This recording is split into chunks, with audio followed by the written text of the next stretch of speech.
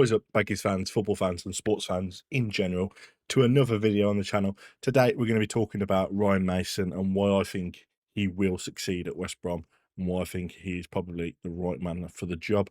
Before we get into that, let's hit a like target of 20 likes on this video. Leave a comment, let me know your thoughts on Ryan Mason. Even if you're not an Albion fan, what do you expect him to be like for us? You know, who's your current team? Who's your manager? How do you think you're doing this season? And let me know in the comments down below. And some exciting news. Obviously, I've launched my official Discord as well. That'll be in the description down below. You can join, come and have a chat, come and have a talk. There's also a predictions table going on where you can put the predictions for WBA results.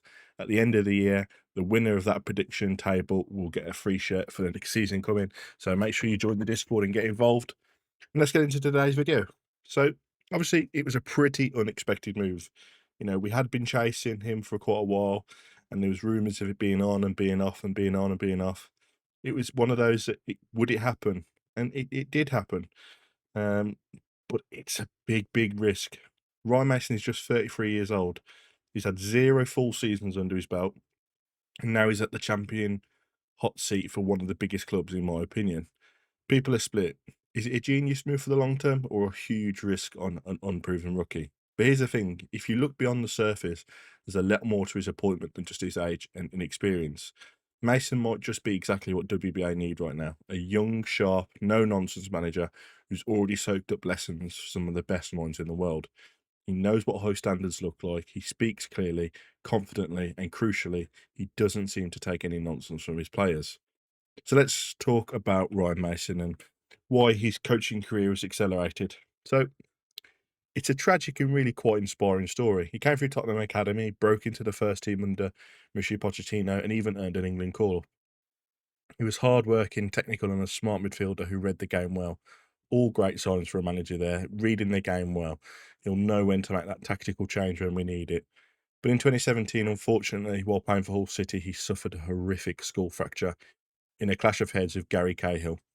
Emergency surgery saved his life, but it ended his career at just 26 years old. Now, most people, it could have shattered them. And, you know, realistically, it probably should have done. But for Mason, it was almost like a fork in the road. He could walk away from the game or pivot, and he pivoted fast. Spurs welcomed him back into the fold. He started coaching in their academy almost immediately. And within a couple of years, he was working with their under-18s and then assisting at a first-team level. So, yes, his playing career did end early, but that just fact-tracked his development as a coach.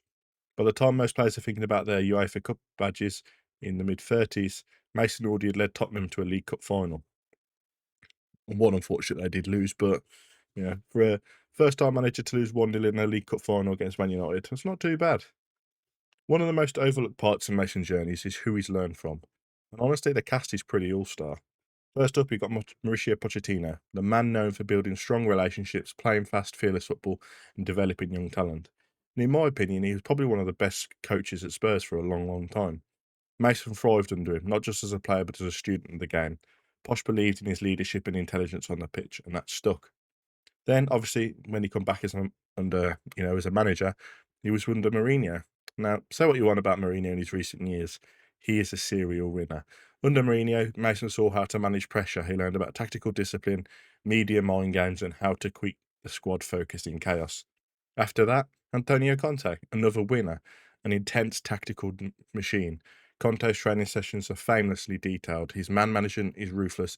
Mason was right there beside him, absorbing all this in. And most recently, Ange Postecoglou, one of the most exciting modern coaches around. Ange brought attacking freedom, high pressing, and a real sense of belief to Tottenham. Now, obviously, they didn't finish very high in the table, but they did win their first European trophy in a long time. All why Mason was his number 2. And you could see the influence growing week by week. These aren't just YouTube clips, Mason's watched. These are mentors he's worked with daily in the pressure cooker of Premier League football. Now, all of that there really builds a character and builds, what Mason could be for us. Now, recently he's done a press conference for West Bromwich Albion, and you could see right away he's learned how to carry himself. There was no waffle, no empty promises, just a guy that knows what he wants and how he's going to build it. He said he wouldn't overpromise, and that's smart. We are realistic. We don't need another. We're definitely going up this season, fantasy. We know we're in a struggle. We know we're going to be in a fight. What they want is a plan. We want direction. We want identity. And Mason sounded like a guy with a clear vision. He also made it very clear standards mattered. He mentioned accountability. He talked about not tolerating laziness or ego. And most importantly, he looked and sounded like a man in charge. There was none of that interim manager energy sometimes you get with younger coaches. This is his team now. And you get the sense of the players that already know that. DK's come out and said that while it's enjoyable, you want to work hard for him. And while some of the other players might be older than him, they have to respect him as a manager, and I think he will earn that, which is exactly what we need. I think some of the players in the dressing rooms possibly have been getting one over, especially over Mowbray, I feel. That's what he come out and said. Obviously, under Corbyn, he didn't tolerate that, and I hope Mason's another manager that doesn't tolerate it and pushes it forward as a club. So let's talk about why he's a perfect fit for us. Firstly, identity. We've been in limbo for a few years. There's been a revolving door. Obviously, Carlos Corbyn come in, did a fantastic job. Before that, it was very much revolving. We had Steve Bruce, who was awful. Then in come Mowbray, and it could have been and should have been a great appointment, but it wasn't. We need somebody young, hungry who can stick by the club. And hopefully Mason has been around that, building on pressing, possession, and attacking movement. If he brings that to the Hawthorns, fans will go and have a purpose to watch the game again. Second, he understands youth. West Brom have talent coming through. Players like Tom Fellows, somebody who can really look after that academy, because our academy is one of the best. And there's no doubt about that. Players from our academy are playing all over the world right now. Look at Morgan Rogers, who's doing really well at Aston Villa. Come through the Albion Academy. Tom Fellows, if we can keep him, should be accelerated under him, and hopefully he can bring some of the Spurs youth academy with him. Some really talented players there, and he knows how to build their confidence while maintaining standards. Third, man management. This is huge in the Championship. You've got loan players, fringe players, veterans. It's a mixed bag. Mason's seen how guys like Mourinho and Conte handle those egos. You can already tell he's got that no-nonsense nailed. He'll be firm but fair, and they get that respect quickly. Finally, the ambitions line up. West Brom want to return to the Premier League, but they also want sustainability, structure, and a long-term progress. That's what Patel and Nesta have been saying. It's not just a instant success we want to get back in the Premier League. It's a long-term plan, it's a long-term goal, and hopefully under Mason we can do that. And I'm hoping if he gets offered a big job, it's not going to just jump ship. I'm hoping he can see this as a real platform to prove himself and build himself up to get us into the Premier League. And I do believe he will do that. The road ahead, it's going to be tough. There's going to be games where we're going to struggle and we're going to get battered. It's going to happen, but we can't let that decide how he goes. We've got to give him time. We've got to give him a couple of years to build and go again. I know it's going to be horrible languishing in the Championship, but I feel like if we just give him time and help him build, I think he'll be a really good manager for us. He needs to figure out who's buying and who isn't, what kind of football squad this can realistically play, what sort of formations, and how to grind out points against teams who come to the Hawthorns and just aren't interested in winning.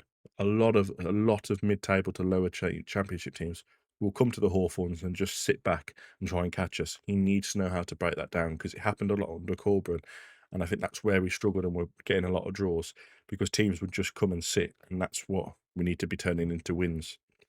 He'll need time, no doubt, as I said, but this is the Championship. It's unforgiving. It's not about winning every game. It's about building momentum, finding consistency, and keeping the players believing in something bigger than themselves. And if Mason can do that, he'll get the squad fighting, playing attractive football, and pushing into that top six conversation.